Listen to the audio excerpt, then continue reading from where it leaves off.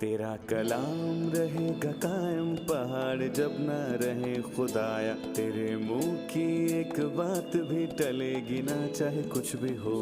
तेरी मान दिए है जिंदा सोने से भी कीमती, मेरा दिल ये दे गवाही है ये किताब अजीम। नाज़िल करे अपना कलाम, शिकस्ता दिलों को सुकून मिले, तारीखी दूर हो मेरी राहें रोशन कर। दिल अपना कलाम कसरत से ए खुदा बदल दे, रिहाई दे कसरत से फल मिलाओ। कलाम रहेगा कायम पहाड़ जब न रहे खुदाया, तेरे मुंह की एक बात भी टलेगी ना चाहे कुछ भी हो। अजीज नाजरीन, मैं अयाज ज़रीफ आप सब देखने वालों को हमारे रोज़ के बाइबली मुतालिया प्रोग्राम की इस नई किस्त में खुशामदीद कहता हूँ। इस प्रोग्राम में हम बाइबल मुकद्दस की तमाम किताबों यानी पैदाइश से मुकाशवा तक का तफसीली मुताला पेश करते हैं, और अपने मुताले में हम एहबार की किताब के 26वें बाब पर पहुँच चुके हैं, और 26वें बाब के बाद हम इस किताब के आखिरी बाब का मुताला करेंगे, और एहबार की किताब की ये सेकंड लास्ट किस्त होगी। अगर आप गुज़िश्ता एक साथ देखना चाहते हैं तो हमारी वेबसाइट biblemutalaya.com विज़िट कीजिए। लेकिन आगाज़ में मैं खुदा के खादिम भाई यूसुफ रियाज को खुशामदीद कहूँगा। बहुत शुक्रिया भाई। साथ ही हमारे दीगर मेहमानों को भी खुशामदीद। भाई यूसुफ, 26वें बाब का उन्वान क्या होगा? हम इसमें 3 मज़ामीन देख सकते हैं, क्योंकि ये खुदा के वादों और तंबी और उसके सब्र के ताल्लुक से बताता है। या हम ये कह सकते हैं कि पहली आयत से लेकर 13वीं आयत तक ताबेदारी का इनाम है, जबकि 14वीं आयत से लेकर 41वीं आयत तक नाफरमानी की सजा के बारे में बताया है, और फिर आखिरी हिस्से में तौबा की बरकत है जो 40वीं आयत से बाब के आखिर तक है।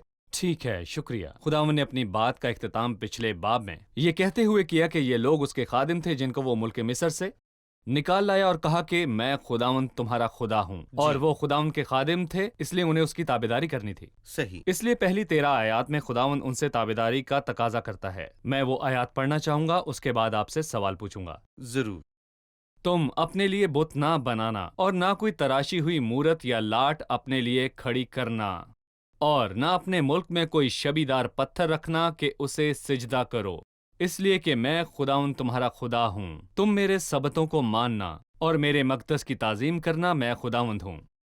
अगर तुम मेरी शरीयत पर चलो और मेरे हुक्मों को मानो और उन पर अमल करो, तो मैं तुम्हारे लिए बरवक्त मींह बरसाऊंगा और ज़मीन से अनाज पैदा होगा, और मैदान के दरख्त फलेंगे, यहाँ तक कि अंगूर जमा करने के वक्त तक तुम दावते रहोगे और जोतने बोने के वक्त तक अंगूर जमा करोगे, और पेट भर अपनी रोटी खाया करोगे और चैन से अपने मुल्क में बसे रहोगे, और मैं मुल्क में अमन बख्शूंगा, और तुम सोगे और तुमको कोई नहीं डराएगा, और मैं बुरे दरिंदों को मुल्क से नेस्त कर दूंगा, और तलवार तुम्हारे मुल्क में नहीं चलेगी, और तुम अपने दुश्मनों का पीछा करोगे और वो तुम्हारे आगे आगे तलवार से मारे जाएंगे, और तुम्हारे 5 आदमी 100 को रगे देंगे, और तुम्हारे 100 आदमी 10,000 को खदेड़ेंगे, और तुम्हारे दुश्मन तलवार से तुम्हारे आगे मारे जाएंगे, और मैं तुम पर नजर अनायत रखूंगा और तुमको बरूमंद करूंगा और बढ़ाऊंगा, और जो मेरा अहद तुम्हारे साथ है उसे पूरा करूंगा, और तुम अरसे का जखीरा किया हुआ पुराना अनाज खाओगे और नए के सबब से पुराने को निकाल बाहर करोगे, और मैं अपना मस्कन तुम्हारे दरमियान कायम रखूंगा, और मेरी रूह तुमसे नफरत ना करेगी, और मैं तुम्हारे दरमियान चला फिरा करूंगा और तुम्हारा खुदावंद हूंगा, और तुम मेरी कौम होगे। मैं खुदावंद तुम्हारा खुदा हूं जो तुमको मुल्क मिस्र से इसीलिए निकाल कर ले आया कि तुम उनके गुलाम ना बने रहो, और मैंने तुम्हारे जुए की जोबें तोड़ डाली हैं और तुमको सीधा खड़ा करके चलाया। ये तमाम अल्फाज हमें उनके लिए खुदावंद की हमायत के ताल्लुक से बताते हैं कि वो उन्हें सिर्फ ताबेदारी करने का कहता है।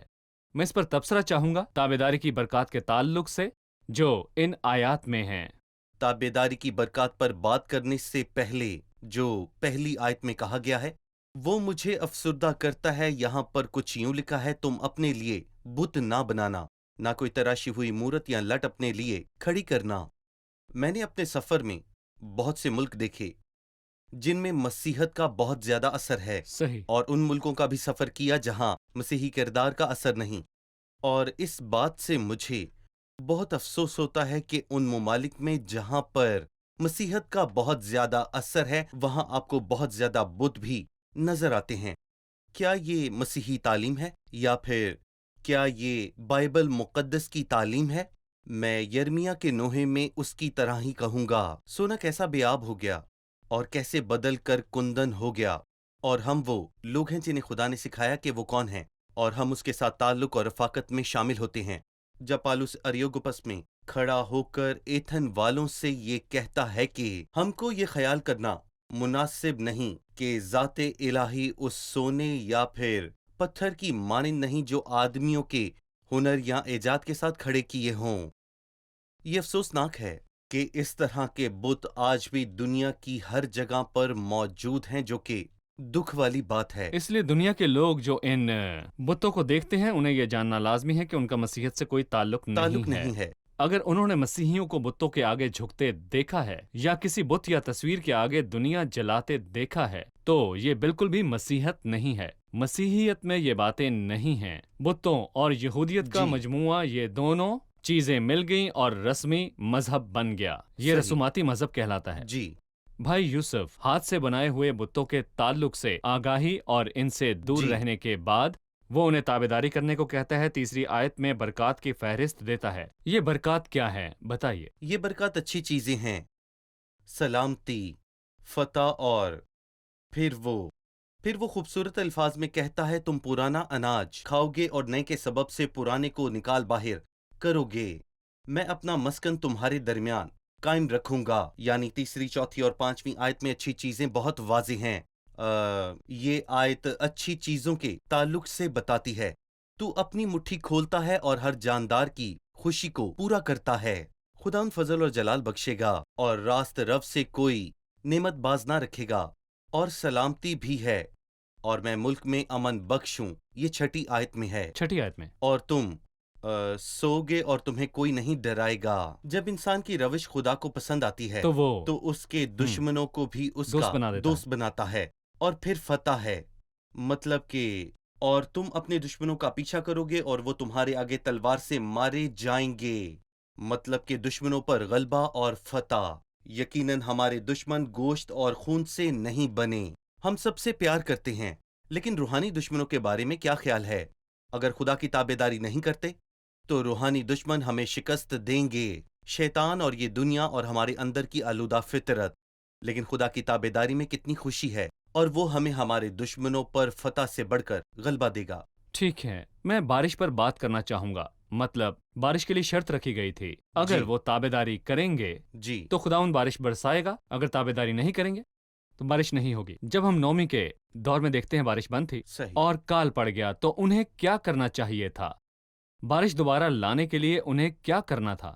جی ہاں، درست طریقہ ہے کہ جب خداوند ہم سے ناراض ہوتا ہے تو بلا وجہ نہیں ہوتا، اس لیے خدا کی طرف لوٹیں۔ اگر میرے لوگ جو میرے نام سے کہلاتے ہیں خاکسار بن کر دعا کریں اور وہ میرے دیدار کے طالب ہوں تو کیا خدا سنے گا؟ یقیناً اس کا وعدہ ہے وہ سنے گا اور معاف کرے گا اور ملک کو بحال کرے گا۔ خداوند بارش برسائے گا اگر ہم واقعی توبہ کریں۔ یہ صرف نومی کے دور کی بات نہیں بلکہ یہ ایلیا کے دور کی بات بھی ہے۔ وہ کہتا ہے ان برسوں میں نہ اوس پڑے گی نہ می برسے گا جب تک کہ میں نہ کہوں۔ بارش اچھی ہے لیکن اس کا ماخذ خدا ہے، اور اگر ہم خدا کو ناراض کرتے ہیں بلکہ ہمیں بارش کی ضرورت نہیں، ہمیں توبہ کی ضرورت ہے اور خدا کی طرف رجوع لانے کی۔ توبہ ہی راستہ ہے۔ اکثر صحیح۔ جب ہم عبادت میں جاتے ہیں تو محسوس کرتے ہیں کہ بارش نہیں ہے، جی اور اکثر ایسے دن بھی ہوتے ہیں جب ہم محسوس کرتے ہیں کہ بارش نہیں ہوتی۔ اس صحیح۔ لیے ہمیں توبہ کرنے کی ضرورت ہے۔ ہم سرگرمیوں صحیح۔ اور بیداری کے سلسلوں سے بیزار نہیں ہوتے۔ لیکن ایک اور طریقہ ہے جو کہ توبہ اور خود کو حلیم کرنے کا ہے تاکہ معاملات درست کیے جائیں۔ خداوند آسمان کے دریچے کھول کر بارش برسانے میں دیر نہیں لگاتا، پر ہم آسان راستہ اختیار کر لیتے ہیں۔ ہم ایسی میٹنگز کا انعقاد کرتے ہیں جس میں توبہ نہیں ہوتی اور لگتا ہے معاملات ویسے ہی ہیں، خشک سالی ویسے ہی ہے۔ اس لیے ہمیں دوبارہ لوٹنے کی ضرورت ہے۔ توبہ کرنا سیکھیں، توبہ کریں، خود کو حلیم کریں۔ دیکھیں بھائی، جسم اور گناہ آلودہ فطرت، میرا مطلب ہے کہ ان کو بیداری اور شاندار تقریبات کے انعقاد میں کوئی مسئلہ نہیں، لیکن توبہ کو لے کر 100 طرح کے مسائل ہیں۔ مسائل ہیں، توبہ سے صحیح۔ ہم ایک چھوٹا سا وقفہ لیں گے اور پھر دوبارہ حاضر ہوں گے۔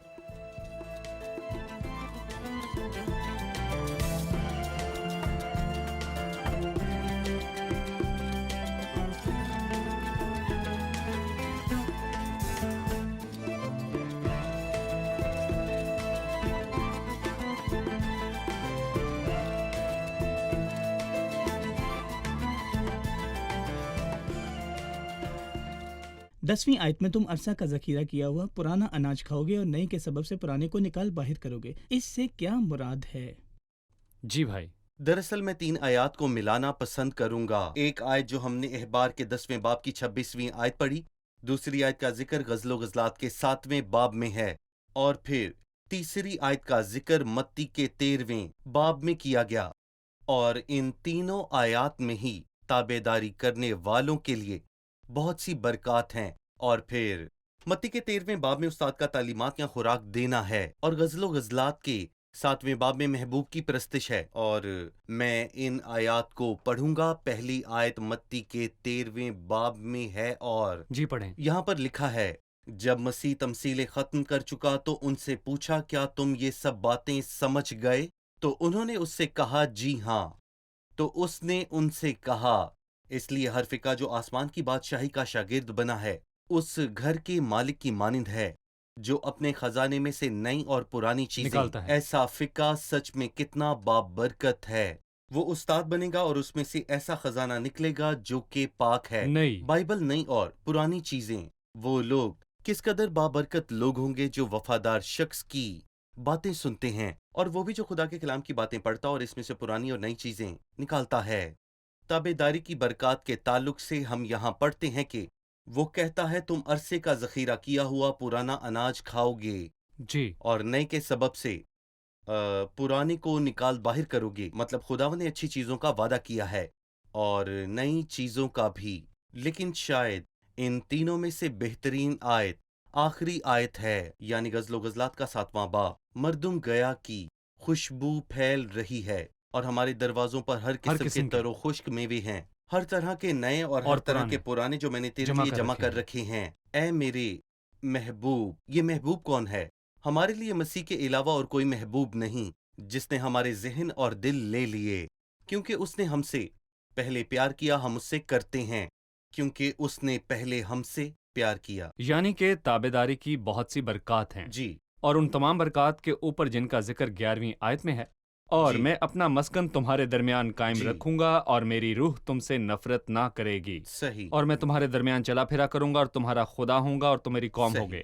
نہ صرف اس کی اچھی چیزیں خود ان کے بھی، ساتھ ہوں گی بلکہ اس کی سلامتی ان کے ساتھ ہوگی۔ صحیح، لیکن کیا یہ سب ایسا ہی ہوا؟ کیا لوگوں نے خداوند کے احکام پر عمل کیا اور اس کی تابعداری کی برکات سے لطف اندوز ہوئے؟ انہوں نے ایسا نہیں کیا۔ میں کہوں گا کہ جب وہ ہمیں استثنا کی کتاب میں کوہ ایبال اور کوہ گرزیم کے بارے میں بتاتا ہے، کیونکہ کوہ ایبال کی لانتیں موجود ہیں لیکن کوہ گرزیم کی برکات کی تلاش کرتے آپ ان ہیں، کو نہیں پاتے، ان کا بائبل میں ذکر وجود نہیں گویا ہے۔ وہ کہہ رہا ہے، وہ جانتا ہے کہ لوگ اس کے قابل نہیں ہیں، وہ اہل نہیں ہیں۔ ہم سے یہی بات نئے عہد نامے کے تناظر میں کی گئی کہ ہم مان لیں اور اقرار کریں، اور جب ہم کوڑی کی شرح کے تعلق سے پڑھ رہے تھے ہم نے کہا کچھ گوشت ناپاک ہے۔ کیا یہ سچ ہے؟ جی ہاں۔ اور جب آپ اقرار کرتے ہیں کہ آپ کے اندر کوئی اچھی چیز نہیں ہے تو خداوند اپنے فضل سے آپ کو بچانے کے لیے تیار ہے، لیکن کسی چیز پر فخر کرنا خداوند کو پسند نہیں۔ وہ غرور اور ریاکاری سے بھی نفرت کرتا ہے، اس لیے اگر وہ سن لیتے تو وہ بہت خوش ہوتے، لیکن افسوس کہ انہوں نے نہیں سنا۔ اور زبور 81 میں بھی انہوں نے نہیں سنا، یہی الفاظ ہیں، کاش کہ میرے لوگ میری سنتے، میں ان کے دشمنوں کو مغلوب کرتا، لیکن انہوں نے نہیں سنا۔ یعنی وہ اس بات پر قائم نہ رہے جس کی پیشکش خداوند نے وعدے کے طور پر کی تھی، یعنی خطرہ موجود تھا، صحیح، اور یہ خطرہ 14ویں آیت سے شروع ہوتا ہے، بالکل اس لیے ہم اسے نافرمانی کی سزا کہیں گے۔ صحیح۔ نافرمانی کی کیا سزا ہے جیسا کہ اس کا ذکر ان آیات میں کیا گیا ہے؟ یہ بہت شاندار بات ہے کہ اس نے ان الفاظوں کو دہرایا، اگر تم سب حکموں پر عمل نہ کرو، یہ 14ویں آیت میں ہے، اور پھر دوسری مرتبہ 18ویں آیت میں، اور اگر اتنی باتوں پر بھی تم میری نہ سنو۔ ان الفاظ کے بعد اس کا مطلب ہے کہ یہ امتحان بہت سادہ تھا، لیکن اس کے باوجود انہوں نے اس کی تابعداری نہ کی. ٹھیک ہے، اس کے بعد زیادہ مشکل امتحان ہوگا. پھر 21ویں آیت میں اگر تمہارا چلن میرے خلاف ہی رہے اور تم میرا کہا نہ مانو. اس کے بعد چوتھی مرتبہ ذکر 27ویں آیت میں ہے، اور اگر تم ان سب باتوں پر بھی میری بات نہ سنو. اس لیے سننا اور عمل کرنا بہت بڑی برکت ہے. اس کا مطلب وہ کرنا جو کہا گیا ہے اور اس میں قائم رہنا، جیسا کہ وہ کہتا ہے میں سنتا ہوں، عمل کرتا ہوں.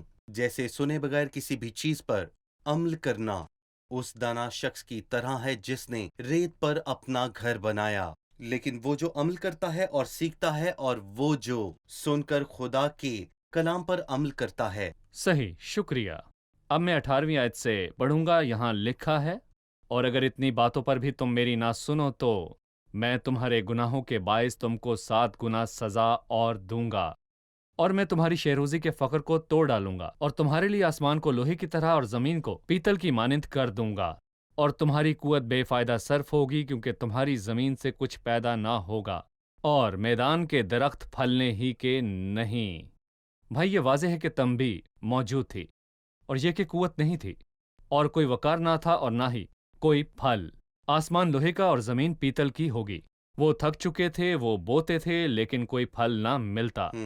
ہمیں ایسی صورتحال کے بارے میں بتائے جہاں بہت زیادہ سرگرمیاں، پروگرام اور روحانی میلے تو ہیں، لیکن کوئی پھل نہیں اور نہ ہی کوئی برکت. ہم خاموش نہیں کھڑے ہوئے، لیکن بہت سی سرگرمیاں ہیں. ہم اپنی پوری محنت سے کام کرتے ہیں، لیکن آسمان سے کوئی بارش نہیں، زمین سے کوئی پودا نہیں نکلتا، اور ہر چیز لوہے اور پیتل کی مانند ہے. ہمیں کیا کرنا چاہیے؟ بھائی، جس منظر نامے کی طرف آپ نے اشارہ کیا ہے، اس کا ذکر مکاشفہ کے 2 باب میں آیا ہے، جب وہ کہتا ہے کہ تیرا کام، تیری مشقت اور تیرا صبر تو میں جانتا ہوں، اور یہ بھی کہ تو بدوں کو دیکھ نہیں سکتا، اور جو اپنے آپ کو رسول کہتے ہیں لیکن ہیں نہیں. تو نے ان کو آزما کر جھوٹا پایا. اچھی بات ہے، اس سے بہتر کیا ہوگا؟ لیکن مسیح کہتا ہے مجھے تجھ سے شکایت ہے کیونکہ تو نے پہلے سی محبت چھوڑ دی ہے، اور تجھے برکت نہیں ملے گی اگر تو یاد نہ کرے کہ تو کہاں سے گرا ہے اور توبہ نہ کر لے. جی. اور اسی کا تقاضا وہ سب سے کرتا ہے، اور روحانی لوگ اسے محسوس کریں. حرکت ہے تو برکت ہے، تو پھر ہمیں خداوند کی طرف رجوع کرنا ہے اور توبہ کرنی ہے تاکہ وہ معاملات کو درست کر دے. صحیح. ہم یہاں ایک وقفہ لیں گے اور پھر دوبارہ حاضر ہوں گے.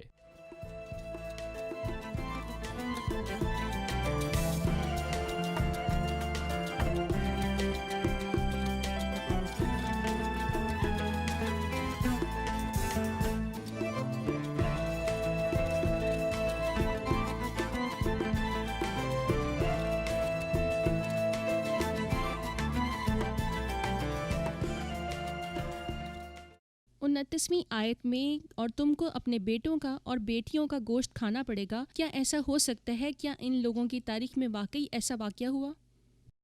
دراصل واقع ہی ایسا ہوا تھا. نہ صرف یہ کہ ایسا ہونا ممکن ہے، بلکہ بائبل مقدس میں یہ 1 سے زیادہ مرتبہ ہوا. ہم دوسرے سلاطین کے 6 باب میں پڑھتے ہیں جب سامریا کو گھیر لیا گیا، جی. اور جب ایک عورت نے بادشاہ کو مدد کے لیے پکارا، اے مالک میری مدد کر، تو اس نے کہا میں تیری مدد کیسے کروں؟ کیا کھلیان سے؟ انگور کے کوہلوں سے. پھر وہ اپنی بدقسمت کہانی سناتی ہے کہ انہوں نے اپنا بیٹا کھو دیا ہے. اور جب ہم نوحہ کی کتاب پڑھتے ہیں جو کہ ایک افسردہ کتاب ہے، کیونکہ یرمیا لوگوں سے بہت زیادہ پیار کرتا تھا، اس نے انہیں بہت آگاہی دی کہ خداوند کے حضور توبہ کریں. لیکن افسوس کہ نوحہ 4 باب کی 10ویں آیت میں رحم دل عورتوں کے ہاتھوں نے بچوں کو پکایا. میری دختر قوم کی تباہی، اور میں وہی ان کی خوراک ہوں. اور میں یہ کہوں گا کہ نہ صرف ماؤں نے یہ کام کیا، بلکہ جب خدا ترس یرمیا نے یہ خبر سنی یا اس واقعے کو دیکھا جس میں ماں اپنے ہی بیٹے کو پکا کر کھا رہی تھی، تو وہ بہت حیران ہوا. اور یہ سب گناہ کا نتیجہ ہے جس میں رحم نہیں ہے. خدا ہمیں گناہ سے بچائے اور ہم توبہ کرنے میں جلدی کریں، اس سے پہلے کہ دیر ہو جائے. صحیح. اور پھر 33ویں آیت میں لکھا ہے، اور میں تم کو غیر قوموں میں پراگندہ کر دوں گا، اور تمہارے پیچھے پیچھے تلوار کھینچے رہوں گا، اور تمہارا ملک سونا ہو جائے گا، اور تمہارے شہر ویران بن جائیں گے، اور یہ زمین جب تک ویران رہے گی اور تم دشمنوں کے ملک میں ہوگے تب تک وہ اپنے سبت منائے گی. تب ہی اس زمین کو آرام بھی ملے گا اور وہ اپنے سبت بھی منانے پائے گی. کیا یہ الفاظ 7ویں برس سے منسلک ہے؟ اور ان لوگوں کی تاریخ میں کیا ہوا تھا؟ حقیقت میں سبت منانے کے الفاظ ہمیں 7ویں برس تک لے جاتے ہیں. اور یہ واقعی سچ ثابت ہوئے۔ جب نبوکت نظر آیا اور لوگوں کو اسیر کر کے لے گیا، وہ زبردستی انہیں ان کے ملک سے لے گیا، اور ملک میں کوئی لوگ نہ بچے جو ان پر کام کریں۔ یوں ان کی زمین 70 برس ویران رہی۔ جب ہم دوسرے تواریخ کی کتاب کے 36ویں باب کو دیکھتے ہیں تو ہمیں یرمیہ کے الفاظ پورے ہوتے دکھائی دیتے ہیں، جو کہ احبار کی کتاب اور استثنا کی کتاب میں موسیٰ کا پورا ہونا ہے، جس کی انہوں نے آگاہی دی تھی۔ یہ پیش کی خبرداری، پیش کی تیاری ہے، لیکن افسوس کہ اس سے زیادہ بہرا کوئی نہیں جو وہ جو سن نہ نہیں سکے۔ سنتے۔ بھائی، اس سے پہلے کہ میں آخری حصے پر جاؤں جو کہ 40ویں آیت سے شروع ہوتا ہے، جس میں توبہ کی برکات کے بارے میں بتایا ہے، جی ہم نے پہلی آیت سے 13ویں آیت تک تابعداری کے نتائج اور برکات کے تعلق سے بات کی تھی۔ جی اس کے بعد 14ویں آیت سے 39ویں آیت تک نافرمانی کی سزا کے تعلق سے بات کی، اور اب توبہ کی برکات کے تعلق سے بات کریں گے۔ 40ویں آیت میں لکھا ہے، تب وہ اپنی اور اپنے باپ دادا کی اس بد کرداری کا اقرار کریں گے کہ انہوں نے مجھ سے خلاف ورزی کر کے میری حکم عدولی کی، اور یہ بھی مان لیں گے کہ چونکہ وہ میرے خلاف چلے تھے اس لیے میں بھی ان کا مخالف ہوا اور ان کو ان کے دشمنوں کے ملک میں لا چھوڑا۔ اگر اس وقت ان کا نامختون دل عاجز بن جائے اور وہ اپنی بد کرداری کی سزا کو منظور کریں، تب میں اپنا عہد جو یعقوب کے ساتھ تھا یاد کروں گا، اور جو عہد میں نے اسحاق کے ساتھ اور جو عہد میں نے ابراہیم کے ساتھ باندھا تھا ان کو بھی یاد کروں گا، اور اس ملک کو بھی یاد کروں گا، اور وہ زمین بھی ان سے چھوٹ کر جب تک ان کی غیر حاضری میں سونی پڑی رہے گی تب تک اپنے سبتوں کو منائے گی اور اپنی بدکرداری کی سزا کو منظور کر لیں گے، اسی سبب سے کہ انہوں نے میرے حکموں کو ترک کیا تھا اور ان کی روحوں کو میری شریعت سے نفرت ہو گئی تھی۔ اس پر بھی جب وہ اپنے دشمنوں کے ملک میں ہوں گے تو میں ان کو ایسا ترک نہیں کروں گا، اور نہ مجھے ان سے ایسی نفرت ہوگی کہ میں ان کو بالکل فنا کر دوں اور میرا جو عہد ان کے ساتھ ہے اسے توڑ دوں، کیونکہ میں خداوند ان کا خدا ہوں، بلکہ میں ان کی خاطر ان کے باپ دادا کے عہد کو یاد کروں گا جن کو میں غیر قوموں کی آنکھوں کے سامنے ملک مصر سے نکال کر لایا، تاکہ میں ان کا خدا ٹھہروں، میں خداوند ہوں۔ یہ وہ شریعت اور احکام اور قوانین ہیں جو کوہ سینا پر موسیٰ کی معرفت مقرر کیے۔ یہ شاندار بات ہے۔ خدا جانتا ہے کہ یہ ہمارے لیے ممکن نہیں کہ ہم گناہ نہ کریں، کیونکہ ہماری گناہ آلودہ فطرت ہے۔ کوئی ایسا ہے جس نے گناہ نہ کیا ہو، یا کوئی ایسا ہے جس نے نیک کام کیے ہوں؟ ایسا کوئی نہیں۔ اس لیے خدا نے دروازہ کھولا ہے جسے توبہ کا دروازہ کہتے ہیں۔ جب ہم زبور کی کتاب کا مطالعہ کرتے ہیں تو ہم دیکھتے ہیں کہ 7 ایسے زبور ہیں جن کو مفسرین توبہ کے زبور کہتے ہیں، یا پچھتاوے کے زبور۔ یہ زیادہ تر داؤد نے اپنے گناہ میں گرنے کے بعد لکھے۔ زبور 6 اور زبور 7 اور زبور 38 اور زبور 51 ان میں سرِ فہرست ہیں۔ زبور 102، 130 اور 143، اور شاید سب سے زیادہ مشہور زبور درمیانی زبور ہے، یعنی 51 زبور۔ اے خدا، اپنی شفقت کے مطابق مجھ پر رحم کر اور اپنی رحمت کی کثرت کے مطابق میری خطائیں مٹا دے، میری بدی کو مجھ سے دھو ڈال اور میرے گناہ مجھ سے پاک کر۔ کسی نے کہا اگر میرے گناہ بہت زیادہ ہیں تو خداوند کا رحم اس سے بھی زیادہ ہے۔ اے خدا، مجھ پر رحم کر، اپنی رحمت کی کثرت کے مطابق میری خطائیں مٹا دے۔ اگر خطائیں زیادہ بھی ہیں تو خداوند کا فضل بڑھ کر ہے، اور یہ اچھی بات ہے کہ خداوند نے ہمارے لیے دروازہ کھول دیا ہے جسے توبہ کا دروازہ کہتے ہیں۔ ان سب کے لیے جو گناہ میں گرے، ان کے لیے کچھ بھی ختم نہیں ہوا، یہ خاتمہ نہیں ہے، اور خدا آپ کو شرط کے ساتھ ایک اور موقع دے سکتا ہے۔ آپ موقع سے فائدہ اٹھاتے ہیں، یا تو اس کے صبر تحمل کی دولت کو ناچیز جانتے ہیں اور نہیں سمجھتا کہ خداوند کی مہربانی تجھ کو توبہ کی طرف مائل کرتی ہے۔ اگر آپ توبہ کریں اور اگر وہ خداوند کی طرف پھرے تو وہ اس پر رحم کرے گا اور وہ کثرت سے معاف کرے گا۔ بھائی یوسف، آپ ان الفاظ میں کیا دیکھتے ہیں کہ خداوند ان کے باپ دادا کے عہد کو یاد کرے گا؟ جی اور پھر وہ ذکر کرتا ہے کہ یہ عہد کس کس کے ساتھ تھا؟ بالکل، مجھے اس وعدے کے تعلق سے بتائیں۔ ہم یہ لفظ 42ویں آیت میں دیکھتے ہیں۔ وہ انہیں 44ویں آیت میں دور کر دیتا ہے اور پھر 45ویں آیت میں دوبارہ تصدیق کرتا ہے، اور یہ حزقیل 16ویں باب میں، جو کہ سب سے مشکل باب ہے، اس کے تعلق سے ہم سب کو سوچنے پر مجبور کرتا ہے۔ جب وہ اسرائیل کے تعلق سے بات کرتا ہے کہ انہوں نے کس طرح خدا کے ساتھ بے وفائی کی اور حرام کاری کی، لیکن حزقیل کے 16ویں باب کا اختتام کسی بھی باب سے بہترین اختتام ہے، جیسا کہ وہ حزقیل کے 16ویں باب کی 60ویں آیت میں کہتا ہے، لیکن میں نے اپنے اس عہد کو جو میں نے تیری صحیح۔ جوانی کے دنوں میں باندھا یاد رکھوں گا، اور ہمیشہ کا عہد تیرے ساتھ قائم کروں گا، اور جب تو اپنی چھوٹی اور بڑی بہنوں کو قبول کر لے گی تب تو اپنی راہوں کو یاد کر کے پشیمان ہوگی، اور میں ان کو تجھے دوں گا تاکہ تیری بیٹیاں ہوں، لیکن یہ تیرے عہد کے مطابق نہیں، اور میں اپنا عہد تیرے ساتھ قائم کروں گا، اور تو جانے گی کہ خداوند میں ہی ہوں، تاکہ تو یاد کر کے پشیمان ہو اور شرم کے مارے منہ نہ کھولے۔ اور پھر جبکہ میں سب کچھ جو تو نے کیا ہے معاف کر دوں، خداوند فرماتا ہے۔ یہ آخری برکت ہے۔ بالکل۔ خداوند اپنا عہد جی۔ یاد رکھتا ہے، لیکن نئے عہد میں ایک جو کہ نیا پہلے عہد، سے منسلک نہیں ہے۔ بالکل، ایک نیا عہد یرمیہ مسیح کے خون 31 پر کے مبنی مطابق ہے۔ مسیح کے خون پر مبنی، صحیح۔ اسرائیل اور یہودا کے گھرانے سے کیا گیا اور مسیح کے خون پر مبنی۔ ہے۔ شکریہ بھائی، پروگرام کا وقت ختم ہوا چاہتا ہے، آئیے مہمانوں سے رائے جانیں۔ آج آپ نے کیا سیکھا؟ ہم نے اچھی چیزوں، سلامتی اور فتح کے بارے میں جانا جو خدا کے احکامات پر عمل کرنے کی برکات میں شامل ہیں۔ اس کے علاوہ جب ہم خداوند کی تابعداری کرتے ہیں تو وہ ہمارے ساتھ سکونت کرتا ہے اور ہماری سب راہوں میں چلتا ہے۔ اور ایک سوال جو ہمیشہ دہرایا گیا ہے، اکثر جب میں دعا کرتی ہوں تو ایسا لگتا ہے کہ آسمان لوہے کا اور زمین پیتل کی ہو گئی ہے، لیکن ہم بھول جاتے ہیں کہ اگر میں بدی کو دل میں رکھتی تو خداوند میری نہ سنتا۔ یعنی کلام ہمیں سکھاتا ہے کہ تو کہاں سے گرا۔ شکریہ، خدا آپ کو برکت دے۔ بھائی آپ خدا کا آپ کو بھی برکت دے۔ شکریہ۔ عزیز ناظرین، آج کی قسط میں ہم نے احبار کی کتاب کے 26ویں باب میں تابعداری کی برکات اور نافرمانی کی سزا کے تعلق سے بات کی ہے۔ خدا نے لوگوں سے تابعداری کا تقاضا کیا۔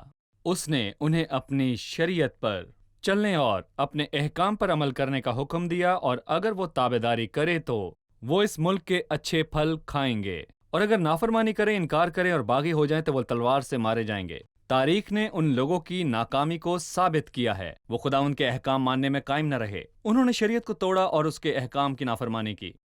انہیں ان کے ملک سے نکالا گیا جو ان کی میراث تھا۔ وہ 70 برس تک اسیری میں رہے۔ ان کے دشمن ان کا ایک ہی وجہ سے پیچھا کرتے، اور یہ وجہ اس کے احکامات کی نافرمانی کرنا تھا۔ خداوند کی تذلیل مطلب ان کی نافرمانی کی وجہ سے۔ عزیز ناظرین، خداوند کے ساتھ تعلق میں تابعداری اس کی برکات کی بنیاد ہے۔ تابعداری ہی بنیاد ہے۔ جب ہم عبادت میں جاتے ہیں اور خداوند کی حضوری کو محسوس کرتے ہیں اور اس کی برکات اور تسلی کا تجربہ کرتے ہیں، میں ہر جگہ کے تمام مسیحیوں سے کہوں گا، تابعداری اور توبہ کا کوئی متبادل نہیں ہے۔ اگر ہمیں محسوس ہو کہ آسمان لوہا اور زمین پیتل ہو گئی ہے، اور ایک عبادت کے بعد دوسری عبادت جس میں کوئی تسلی یا آسمان سے بارش نہیں ہے، تو ہمیں اپنا جائزہ لینے کی ضرورت ہے۔ ہمیں اپنی پرکھ کرنا چاہیے۔ شاید ہماری زندگی میں کوئی بدی ہے اور ہمیں توبہ کرنے کی ضرورت ہے۔ دیکھیے، نافرمانی تسلی اور خوشی کا دروازہ بند کر دیتی ہے۔ آئیں ایک مرتبہ پھر اپنے برے کاموں سے توبہ کریں۔ آئیں اپنا جائزہ لیں۔ میں اس کے ساتھ مل کر کہنا چاہوں گا جس نے کہا، اے خدا تو مجھے جانچ اور میرے دل کو پہچان، مجھے آزما اور میرے خیالوں کو پہچان لے۔ ناراست اور پاک مجمع کا کوئی جوڑ نہیں ہے۔ مسلسل پرستش کے ساتھ انفرادی طور پر اور آپس میں مسیحی گروہوں کے درمیان جھگڑا مطابقت نہیں رکھتا۔ برائی جو کہ ہمارے اندر موجود خمیر ہیں، ہمیں اسے توبہ کر کے رد کرنے اور دور کرنے کی ضرورت ہے۔ توبہ اور فرما برداری برکات کی بنیاد ہیں۔ خداوند کو اس سے کوئی مسئلہ نہیں کہ وہ آسمان کے دریچے کھولے اور ہمیں اپنی تسلی سے بھر دے، یعنی اگر اس کی تعظیم کرتے ہوئے، اس کے پاس سچی توبہ کرتے ہوئے آئیں تو وہ ضرور ہمارے گناہوں کو معاف کرے گا۔ اگلے پروگرام میں پھر ملاقات ہوگی۔ خدا آپ کو برکت دے۔